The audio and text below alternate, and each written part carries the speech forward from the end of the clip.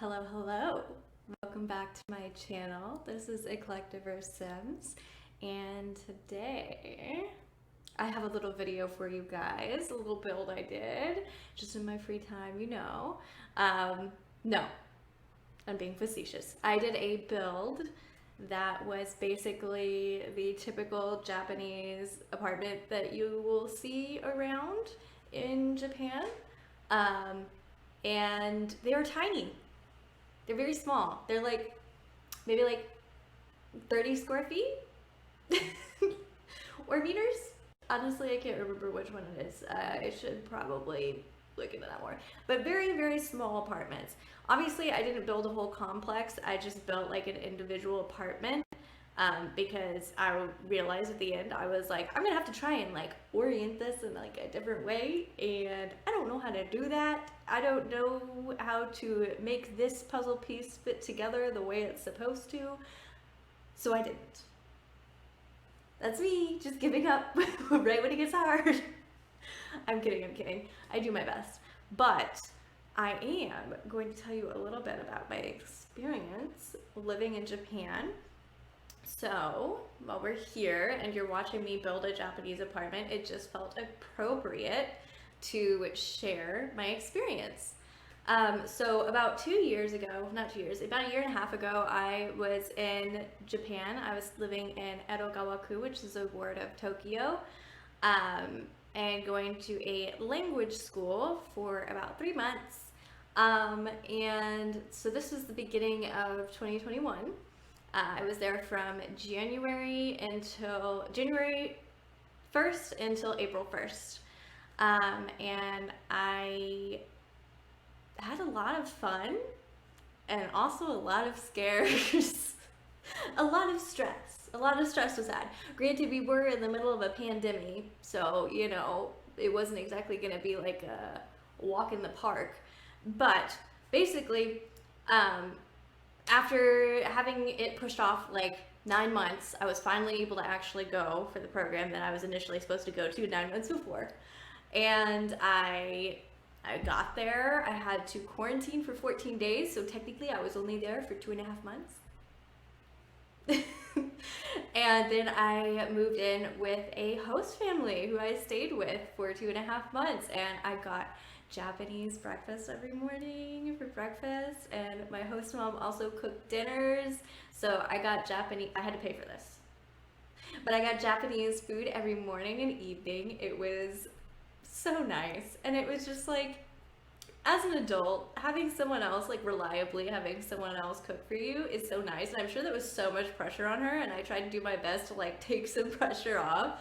And also, it was interesting though, because we were, me and the other girl that was staying there with the host family, we were expected to like do the dishes after we would eat, and we were expected to clean our own rooms. So we would like vacuum and stuff. And keep them organized. But oh my god, the breakfast. Every morning it was Japanese rice, Japanese sticky rice, or maybe it's not sticky rice, but Japanese rice and miso soup. I fucking love miso soup. You don't understand. I love it.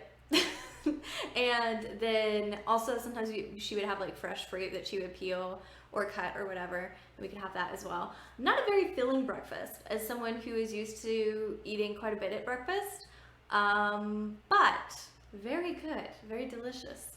And obviously I got very well acquainted with the konbini, or the convenience stores. I love them. I'm obsessed. It's so nice being able to go somewhere that's so convenient and actually being able to get like healthy food. Like obviously it's not like I'm eating like the best food that I could for my body, but relatively speaking, especially compared to the US where I am, definitely healthier. So there's that. I went there a lot. I went to the convenience stores a lot, but I did also go to an actual like supermarket and get my stuff sometimes. So I was not a total konbini only girl. I frequented the supermarket sometimes, even though just as much as in here in Japan, supermarkets make me very anxious. And that's probably the autism talking there, but I still went, and the supermarkets are they are actually really nice, and they do have a lot. It's nice going somewhere where you can get like a pre-made meal again that isn't absolute garbage, and they have a lot of those. They have a lot of of the bento boxes, the pre-made meals, and you actually have some options that are healthy. Obviously, some of them are tempura, so like fried shrimp and like fried vegetables. So not always like the healthiest, but relatively speaking, could be a lot worse. So there were plenty of healthy options for me at the supermarket. That makes me sound like I'm such like a healthy food snob. I'm not. I just try to be a good steward of my body. And obviously, I still enjoy plenty of unhealthy foods in Japan.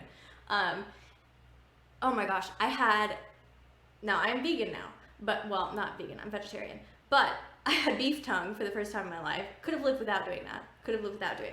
But we did go to it was a yakiniku place, and I went there with a friend that I had met online beforehand, that was also going out there, and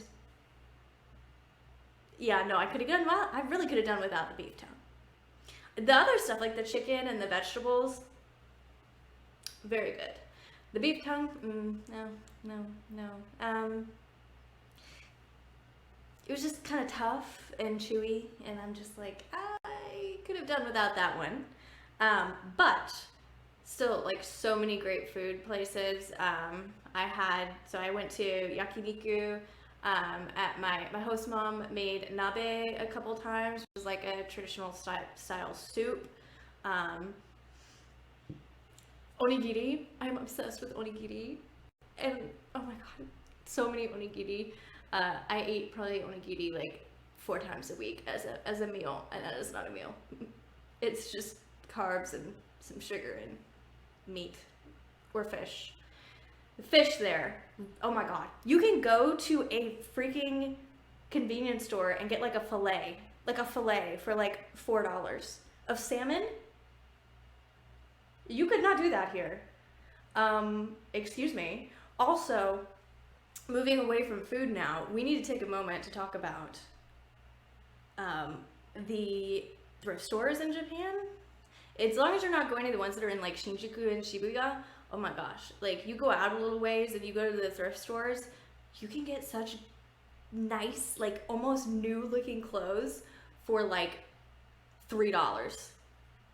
I mean, they take such good care of their clothes. So when you go and get something secondhand, it legitimately looks like it's brand new.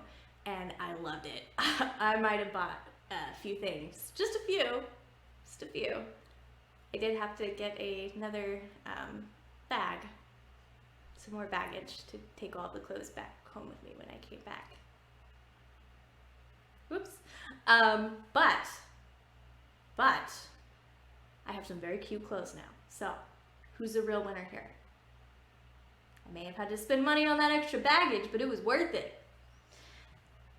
But other than that, oh my gosh. I've got to share this fun story. I will never forget the time that I walked in on my host dad in the bathroom. That was a fun experience for me. I felt real awkward. And I felt really awkward for like honestly the rest of the time I was there. And that was probably like a month before I left. So luckily he ended up being out of town most of that time because of his job. But it was just like, I am so sorry. I feel like I have permanently damaged this man and his soul and just him as a person, and I am so sorry to this man. But yeah, that happened. On another note, opening up a bank account in a language that you don't speak is a nightmare. It's a nightmare. I mean, and this is the thing, I think this is the case for anybody that goes to a foreign country and doesn't speak that language fluently already.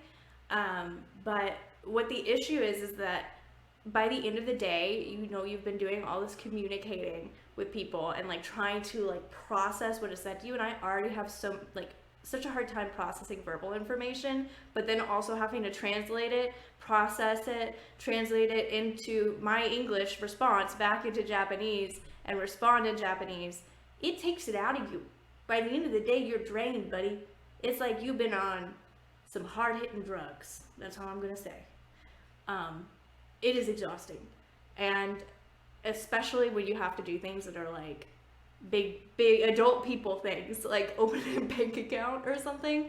It was very stressful, but I got through it with the help of Mr. Google Translate. Thank you. Even though it's usually not a great tool to use, in those cases it's pretty much the only thing you get. It's the only thing you got, and that's what you got to go with. So I got through that somehow.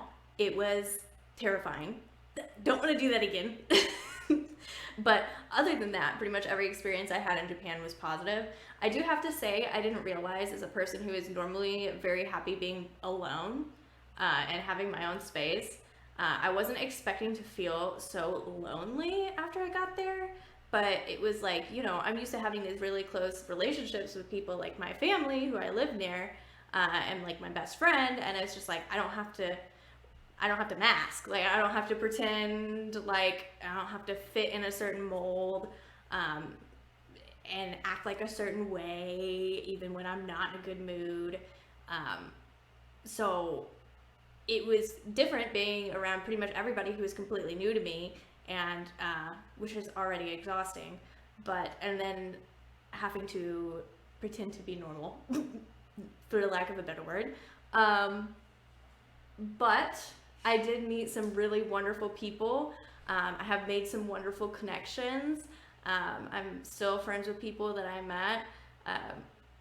Like, there's a girl that I made friends with just from the plane there, and like, we're still friends. So, you know, you just never know. You just never know who you're gonna meet. And I have met some wonderful people, people that I'll stay connected with at least over the internet for the rest of my life. And I'm actually going to be going to Japan again next year, as long as they open their borders for a couple months, just to kind of hang out. Since I work remotely, I can kind of travel places as much as I want, to an extent, as long as I work on the same time zone, which is going to be a little awkward. But you know what? We'll make it work. We'll make it work. For onigiri and good thrift clothes items, we'll make it work. But on another note, you know, building this house was a lot of fun because I had to do the Genkan, and as you know, the Genkan is like lower, and then you have the rest of the house.